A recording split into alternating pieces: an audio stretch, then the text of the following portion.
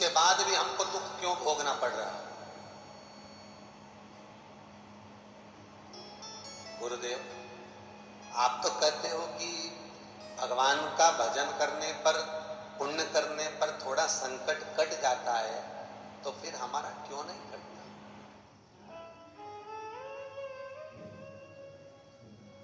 और बढ़ता घटता क्यों नहीं? शिव महापुराण में एक चरित्र बहुत सुंदर आया। एक बार देवऋषि नारद ने भगवान विष्णु के पास में जाकर कहा, प्रभु मुझे आपको ये आपकी रचना समझ में नहीं आती।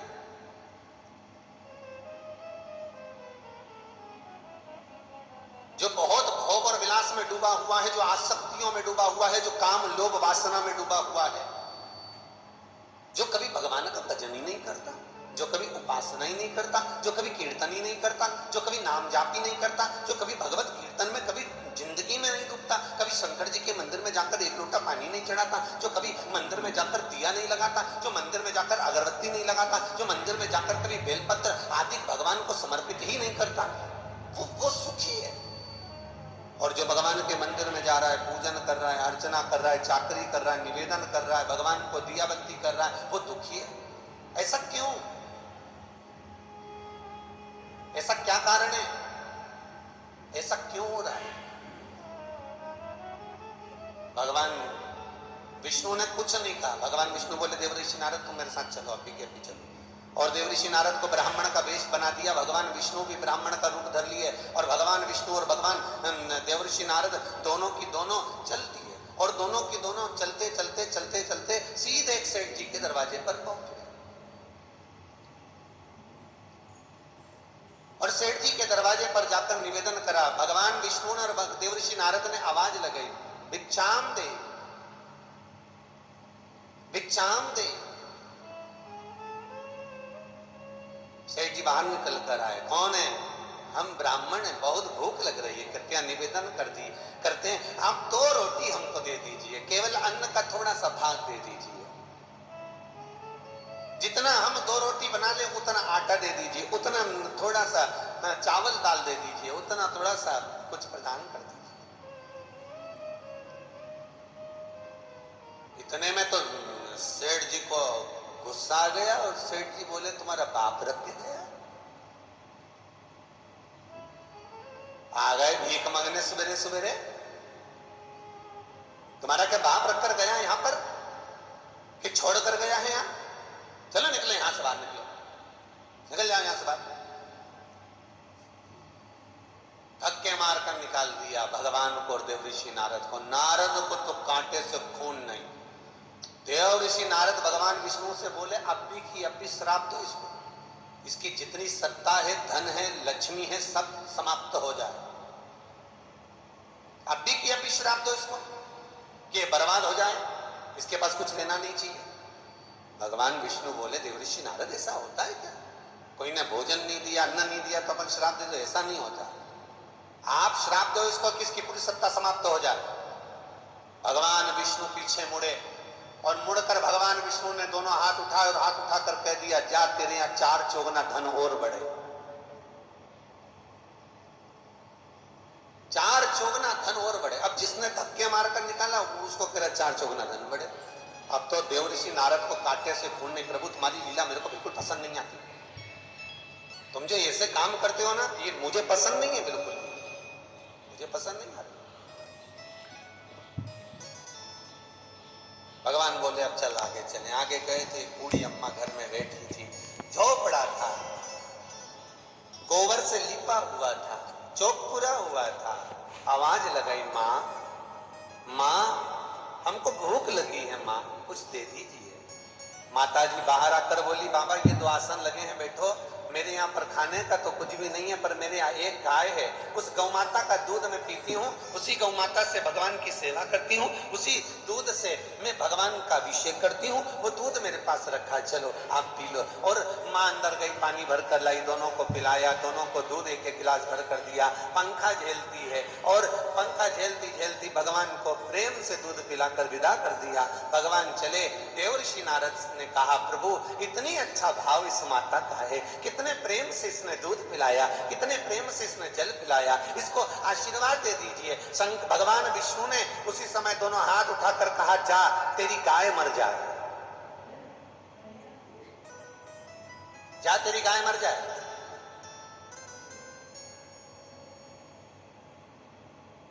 भगवान देव ऋषि नारद ने कहा, गजब का जादू है तुम में भगवान, लोग कहते हैं तुम भगवान हो, बताओ गजब। सेठ जी ने धक्के मारकर निकाला तो उसको कहते तेरी लक्ष्मी बढ़ जाए, और जो तुमको भोजन करा रही है उसको कहते तेरी गौ माता मर जाए।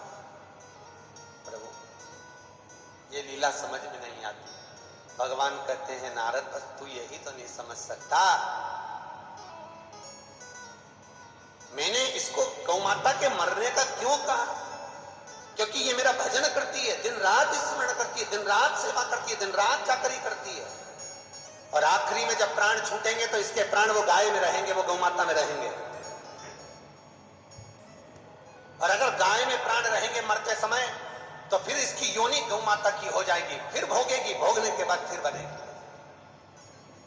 भगवान कहते हैं इसको मैं भोगने नहीं देना चाहता, इसलिए इसके मरने से पहले गाय को मार दूंगा, इसके मरने से पहले इसकी आसक्तियों को छुड़ा लूंगा, तो ये मेरा भजन करती करती चली जाएगी। इसको चिंता नहीं रहेगी कि गाय कौन पालेगा, गाय कहां जाएगी, गाय का होगा क्या, ये मेरी होकर रहेगी, फिर जन्म नहीं पाएगी। फिर तो तुमने सेठ जी को लक्ष्मी बढ़ने का आशीर्वाद क्यों दिया?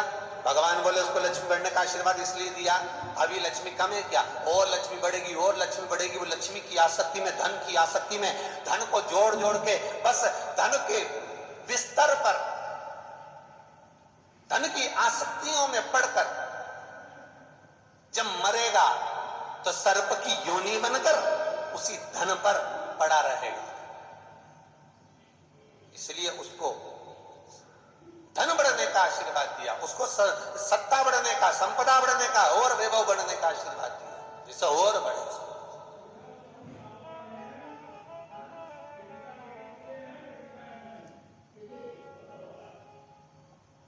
बहुत ध्यान देना जो कहते हैं कि हमें दुख क्यों आता है, हमें तकलीफ क्यों आती है, हम पूजन करते, पाठ करते, इसके बाद भगवान कहते हैं तू मेरा आराधना कर रहा है तो मेरी पूजन, ये 2 रोटी भी तेरी किस्मत में नहीं थी, पर तू भजन कर रहा है इसलिए तेरी गाड़ी को धका रहा हूं। जो तू पुण्य कर रहा है, सत्कर्म कर रहा है, भजन कीर्तन कर रहा है, दान स्मरण कर रहा है, नाम जाप कर रहा है, जल चढ़ा रहा है, पूजन कर रहा है, उससे तेरे पाप को मैं काटते जा रहा हूं और तुझे अपने काबिल बनाते जा रहा हूं। तो काय और मोड़ रहा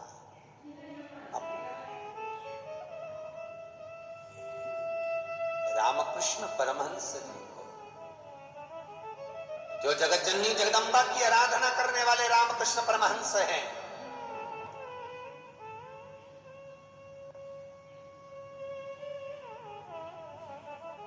जो मेरे महान काल की धर्म पत्नी महाकाली का पूजन करने वाले रामकृष्ण परमहंस हैं, और रामकृष्ण परमहंस जगत जननी जगदम्बा की आराधना करने वाले, धर्म पत्नी शारदा में भी शारदा का दर्शन करने वाले, वो रामकृष्ण परमहंस के जब गले में, कंठ पर कैंसर हो गया, बहुत बड़ी बीमारी रामकृष्ण परमहंस जी की हो गई, तब स्वामी विवेकानंद जी बोले, स्वामी विवेकानंद जी ने कहा, गुरुदेव आप जगत जननी जगदम्बा की इतनी आराधना करते हो, मां शारदा की इतनी आराधना करते हो, मां कालका की इतनी आराधना करते हो, तो आप उस मां कालका से, मां जगत जननी से, जगदम्बा से अपने लिए क्यों नहीं मांग लेते? रामकृष्ण परमहंस जी ने कहा, यह मैं कभी नहीं कर सकता। प्रभु स्वामी विवेकानंद रामकृष्ण परमहंस जी से कहते हैं, आप मेरे गुरु हो, और आज एक शिष्य अपनी सौगंध देता है कि आप एक बार माता को बुलाओ और उनसे कुछ मांगो, खुद के लिए मांगो। रामकृष्ण परमहंस स्वामी विवेकानंद के कहने पर एक कमरे में जाकर बंद हो जाते हैं, माँ की आराधना करते हैं। माँ जगत जननी दुर्गा भवानी, माँ काल कामा काली, माँ शारदा प्रकट हो जाती है। रामकृष्ण परमहंस से कहती है, बेटा,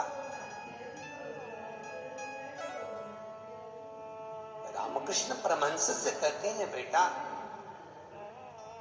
आज तूने मुझे बुलाया है, आज मैं तेरे सामने खड़ी हूं, मांग ले, आज तुझे क्या चाहिए मांग। आज तेरी माता, आज ये शारदा, आज ये महाकाली तेरे सामने खड़ी है, मांग बेटा तुझे क्या चाहिए। रामकृष्ण परमहंस जी कहते हैं, मां, इतना सा चाहिए, जब मेरे प्राण छूटे ना तो मां मैं तेरी गोद में ही लीन हो जाऊं, इससे ज्यादा नहीं चाहिए। जगदम्बा की आंख में से आंसू निकल रहे थे। जो भद्रकाली महाकाली दुनिया का संहार करने वाली है, जगत की आंख में, असुरों की आंख में अश्रु पैदा कर सकती है, वो शारदा, वो महाकाली आज रो रही है, आंखों में आंसू पड़ा हुआ है मेरी मां को। मां महाकाली रो रही है, शारदा रो रही है, आंखों से अश्रु बह रहे, नैनों से नीर बह रहा है। और रोते हुए मां काली ने फिर कहा, रामकृष्ण बेटा, स्वामी विवेकानंद तेरे लिए बोले थे तुझको कि अंदर जाकर तुम्हारे लिए कुछ मांगना, बहुत बड़ा रोग तुझे हो गया है रामकृष्ण परमहंस, मेरा बार बार आगमन नहीं होगा रामकृष्ण परमहंस, मांग ले, आज तेरे को मौका दिया है। रामकृष्ण परमहंस जी कहते हैं, मां, मैंने मांगा ना आपसे, जब मेरे प्राण छूटे, मां, जब मेरे प्राण छूटे, मां तेरी गोद में समाहित हो जाए। मां कहती है, हे रामकृष्ण, और कुछ भी मांगना है? नहीं मां, बस इतना हो गया। और जगत जननी रामकृष्ण परमहंस को हृदय चित्त लगाकर हस्त कमल फेर कर मेरी मां शारदा रामकृष्ण परमहंस के सामने से ओझल हो गई। रामकृष्ण परमहंस बाहर निकले और बाहर निकलते से स्वामी विवेकानंद जी ने पूछ लिया, गुरुदेव आपने मांग लिया? हाँ। आपका कैंसर रोग समाप्त हो गया, आपका रोग चले गया। रामकृष्ण परमहंस जी कहते हैं, मैंने ये नहीं मांगा कि रोग समाप्त कर दो, तो क्या मांगा गुरुदेव? रामकृष्ण परमहंस जी कहते हैं, स्वामी विवेकानंद, मैंने जगत जननी से मांगा कि जब मेरे प्राण छूटे तो तेरी गोद में छूटे, तुझ में ही लीन हो जाऊं, इतना मांगा। स्वामी विवेकानंद ने रामकृष्ण परमहंस के चरण पकड़ लिए, गुरुदेव मां मिली थी तो कुछ मांग लेना,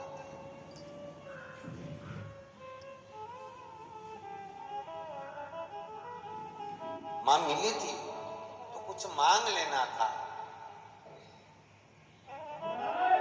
आपने तो माता कुंती जैसा काम करा। जब हस्तिनापुर का राज्य पांडवों को मिल गया तब भगवान कृष्ण जाने लगे तो माता कुंती ने रोक लिया, कृष्ण कहां जा रहे हो? कृष्ण कहते हैं, बुआ अब मैं जा रहा हूं द्वारका, तू राजरानी बन गई बुआ, तू राजमाता बन गई बुआ, तेरे बच्चे राज सिंहासन पर बैठ गए, सारा सुख तेरे पास आ गया, अब मेरा काम खत्म हो गया, मुझे जाने दे बुआ। बुआ कुंती कहती है, कृष्ण अगर राज सिंहासन देकर राजमाता बनाकर सारा सुख देकर तू मुझसे दूर जा रहा है तो निवेदन करती हूं तेरे हाथ जोड़कर कि ये वापिस बर्बाद कर दे और तू मेरे साथ हो जा, क्योंकि वो सुख बेकार है जिसमें भगवान ना हो, वो सुख बेकार है जिसमें शिव ना हो, वो सुख बेकार है जिसमें भजन ना हो।